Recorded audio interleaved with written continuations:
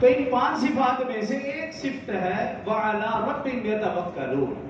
توکل کرنا، اللہ کی ذات پر قابل یقین اور بھروسہ۔ حضرت ابن عباس رضی اللہ عنہما اس کی تعریف فرماتے ہیں،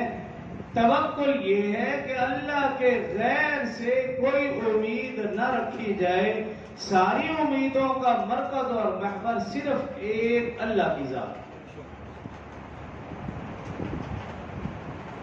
جس کو ہمارے تبلیغی بھائی کہتے ہیں اللہ کی ذات سے سب کچھ ہونے کا یقین اور اللہ کے غیر سے کچھ نہ ہونے کا یقین، یہ ہمارے دلوں میں پختہ ہو جائے،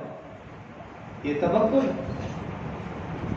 حضرت سعید بن جبیر رضی اللہ تعالی عنہ توکل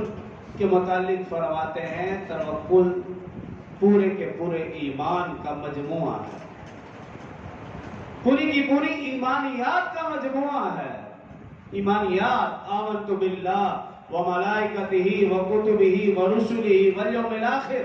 والقدر خیرہ وشرہ من اللہ تعالی والبعث بعد الموت، یہ جو 7 ایمانیات ہیں ان سب کا مجموعہ صرف ایک چیز اور وہ ہے توکل۔